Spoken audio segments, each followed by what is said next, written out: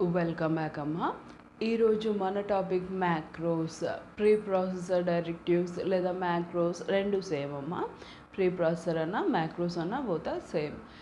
ఏంటివి మ్యాక్రోస్, అసలు ఏమనేది చూద్దాం. కాన్స్టాంట్స్ టోకెన్స్లో second type, right? Constants are of two types అని చెప్పింటాము. ఏమేమి? Primitive constants, symbolic constants. సింబాలిక్ కాన్స్టాంట్స్లో కాన్స్ట్ కీవర్డ్ ఆల్రెడీ నేర్చుకున్నాం, ఈనం ఆల్రెడీ నేర్చుకున్నాం. ఇప్పుడు macros third type. So macros are constants, ఓకేనా? ఆ కాన్స్టాంట్స్ని ఎట్లా క్రియేట్ చేయాలా, ప్రోగ్రామ్స్లో ఎట్లా యూజ్ చేసుకోవాలనేది చూద్దాం, ఓకేనా? So first point macros are constants.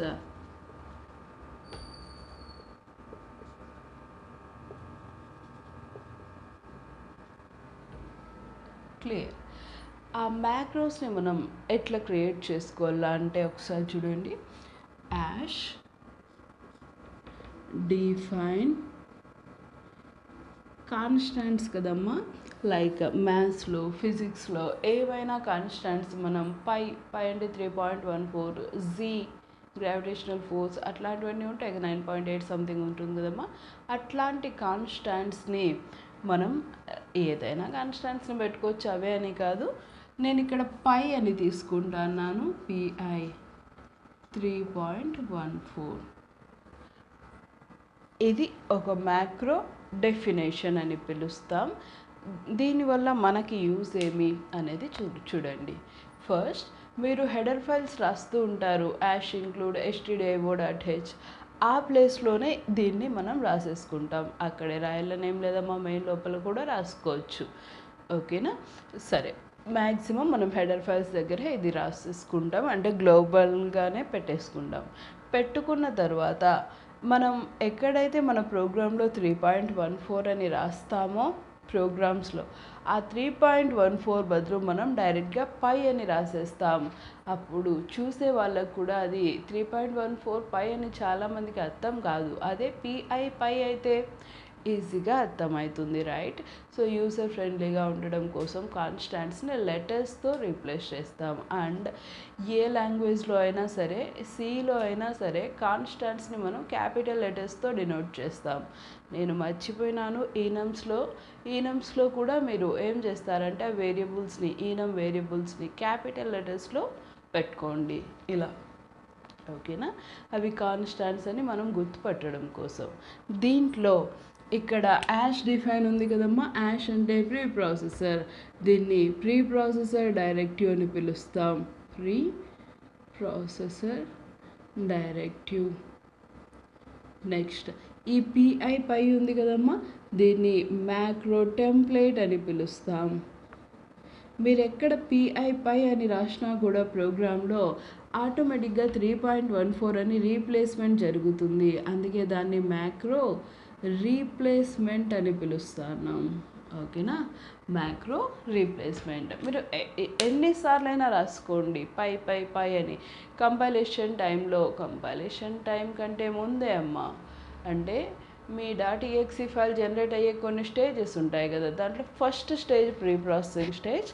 ఆ టైంలోనే ఈ ఎక్కడైతే ఉంటుందో అది మొత్తం రీప్లేస్మెంట్ జరిగిపోతుంది. సో కంపైలేషన్ అప్పుడు మీకు ఎలాంటి ప్రాబ్లమ్స్ ఉండవు, ఓకేనా?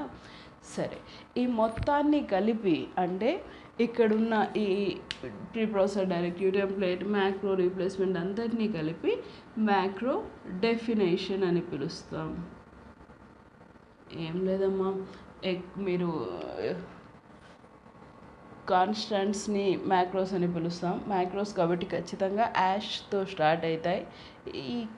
ఈ టెంప్లేట్ని రీప్లేస్మెంట్తో సబ్స్టిట్యూట్ చేసేసుకుంటుంది, అంతే, ఓకేనా? ప్రోగ్రామ్స్లో ఎట్లా యూజ్ చేయాలో ఒకసారి చూడండి మా. Ash include stdio.h. Next ash include conio.h. ఈ ప్లేస్లోనే మీరు యాష్ డిఫైన్ కూడా రాసేయండి. యాష్ డిఫైన్ పై వాల్యూ ఎంత రాసుకుంటాం మనం? 3.14.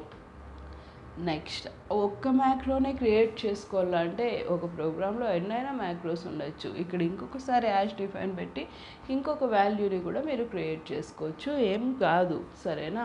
ఒకటే మ్యాక్రో ఉండాలని ఏం లేదమ్మా rules. Okay, next void main.